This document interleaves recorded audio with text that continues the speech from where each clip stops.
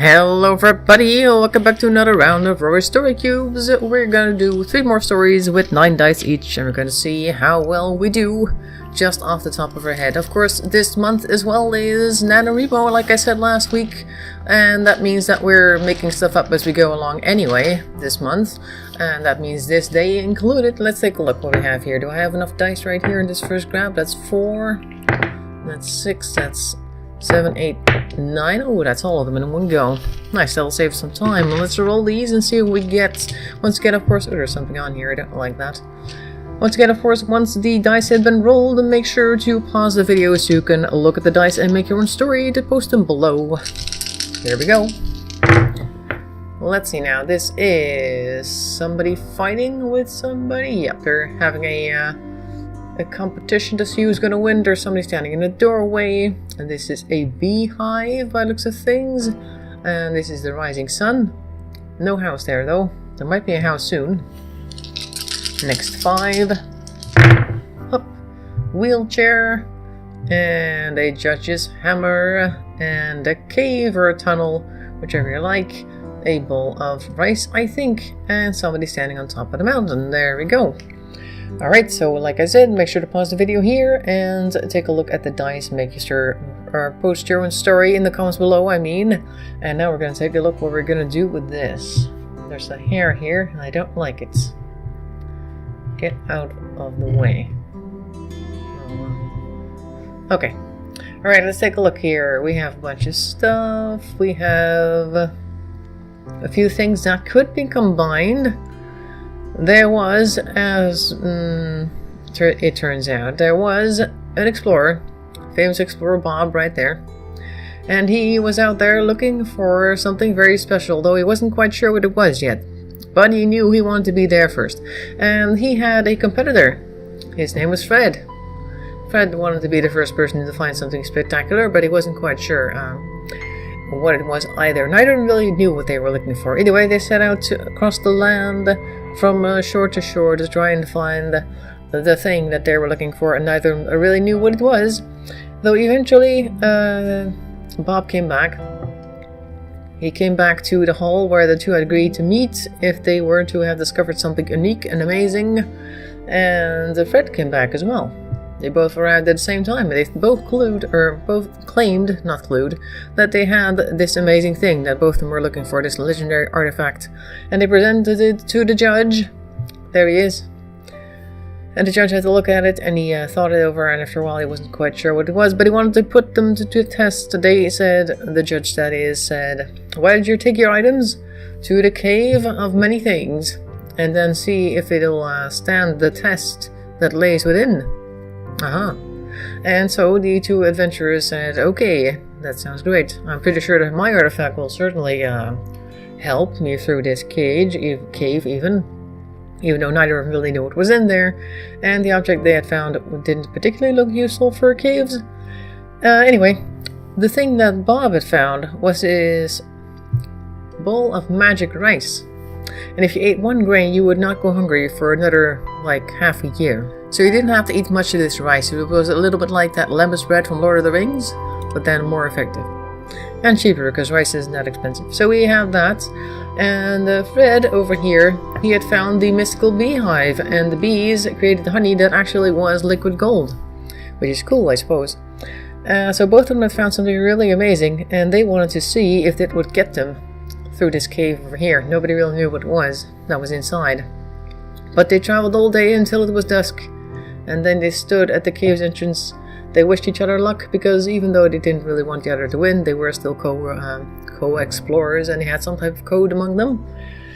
And both of them went in, and it took them about 3 weeks for one of them come back out, and it was Bob, because even though Fred had an amazing... There's another hair over here. What's up with the hair? Even though Fred had an amazing honeycomb that gave him lots of honey, the bees would occasionally, of course, try to sting him if he tried to eat it. And he didn't want to hurt the bees, because the bees were ones producing the liquid gold. So he didn't have much to eat. And the cave had a lot of mazes inside. And they weren't too difficult, but there were a lot of them. Meaning it took a lot of time to get through here. And Bob, of course, he had this bowl of rice here, which didn't let them go hungry for many, many years, because there were a lot of grains of rice in there, and each grain was like 6 months worth of food. So all he had to do was patiently go through all the different puzzles and mazes, and eventually he came out on the other side victorious. And he went back to the judge, and the judge was like, okay, that means that your bowl of rice is the item that we were looking for, and the liquid gold, though it is nice, is certainly not the one that won the test. Of course, we are going to get the guy out of the cave, Mr. Fred, because you can't leave him there. And they found him in one of the last mazes, all covered in bruises and cuts and all that sort of thing. And also he had some type of allergic reaction to the gold bees, and they had to take him to the hospital, and they left him in the wheelchair for a couple of months so he could wait for the swelling to go down so he could actually start to use his own limbs again, all that sort of thing. It's not very much fun if you have an angry beehive hanging off your hand the entire time. You might not want to try that. Alright, so that was that. So Bob won with his amazing bowl of rice, and even though afterwards the bees with their golden honey were much appreciated and highly prized, they would not stand the test of time that lay within the caves of mystery. So that was that. Hope you enjoyed story number 1. We're going to put these guys aside with their mystical things, and we're going to grab 9 new dice for the next story. Here we go. Let's take a look what we get now. And how many do I have in my hand right now? Let's see, this is 1, 2, 3, 4, 5, 6, 7, 8, 9. We actually have 10 dice this time. Too much. There you go. There, now let's roll them. See what we get once more. 2 action dice in this one, actually. See? There we go. This is somebody knocking on something. And this is a portcullis, or a gate, whatever you'd like to call that. A flower, which is one of the original set ones. A little imp character, and somebody looking suspicious. We see him a lot, but then there are a lot of stories that sound suspiciously the same, so I suppose he has his function. Next 4. Something falling behind them. This is a gnome who is mining. This is a strand of DNA. Maybe this is better for you. I don't know. And a tiger. Alright.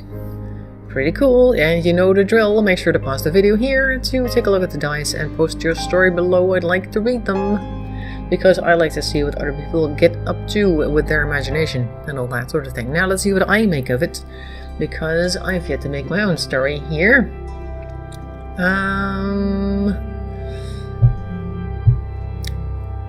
Let's see now. There once was an imp. Right there, who wanted to actually be a gnome, because gnomes were treated better. In the forest, as a matter of fact, imps had a bad reputation. People didn't like to hang out with them because they tend to trick people, and while this imp certainly liked to trick people because it was in their nature to do so, and it is apparently a lot of fun, they didn't want to do that forever because people were always very suspicious of them whenever they saw him come by. Even tigers would go and walk around the next tree or two to avoid contact with the imps, and since, imps didn't mind that too much because tigers are dangerous, but everything else they didn't like because imps do actually like to have some social contact. But when imps get together, they even try to fool each other, and he was kind of tired of that. He wanted to be one of the gnomes, because the gnomes always worked together like a team, and they wouldn't avoid each other at all. Even when things went wrong, they would go in to rescue each other and all that sort of thing, and that's the type of camaraderie, if I could pronounce it, camaraderie, that the imp was missing. So first he actually tried to integrate the society. He went to one of the gnome villages and he brought a flower with them as like a peace offering, but they shut the door on him when they saw him coming. So he knocked on the door. He's like, "Hey, can I come in, please?" And they dropped something from up on high to make sure he would go away, which he did. And he was very sad about that. So he went and thought about it for a second, because apparently the way he was now, even if he were to put on a disguise, eventually they would figure out that he was not a gnome, because they would see once his disguise was off that he was actually an imp. So he went to the nearby lab on the outskirts of town, and they engineered his DNA, so he actually looked like a gnome. He still kind of felt like an imp, But he looked like a gnome, and like the entire body had been reworked. Don't ask me how that works with one person. I'm pretty sure it's not yet possible, but they made him look like a gnome inside, but not, I mean outside, but not inside, because inside he was still the same old imp as before. But at least now, when he went to the door and knocked on it, they opened it up because they saw a fellow gnome standing there. They were a little bit surprised to see him because they thought that all the gnomes had already gone inside for the night. But then there was this guy who claimed that he was actually from a faraway village from the east and he needed a home because the people there was a terrible mining accident and everybody was dead except for him. And the other few people that survived that weren't him, they got eaten by tigers because it's from the east and have tigers there. So they were very happy to accommodate their fellow gnome, and they gave him some flowers to welcome him. I mean, they got some flowers earlier that day from somebody else and they weren't sure what to do with it, so they thought they would give it to this new gnome guy who appreciated it, even though he knew of course what it was. And nobody grew suspicious of their new gnome friend, and he went along down the mine shafts with them to work, even though that was a little difficult for him because he hadn't actually held a pickaxe in ages, or ever really. He'd held one once to inspect what it was, but he never used it. So it was a little bit difficult, and he explained his difficulties away by saying that they had slightly different mining techniques, which of course were too difficult to explain, meaning that he wouldn't have to demonstrate them to prove his word. But eventually he integrated fully into society and became a gnome person like all others. He married a gnome wife, they had gnome kids, and he was perfectly happy, no longer being avoided by anyone. And that was the story. Hope you liked it. The imp at least had a good ending after that.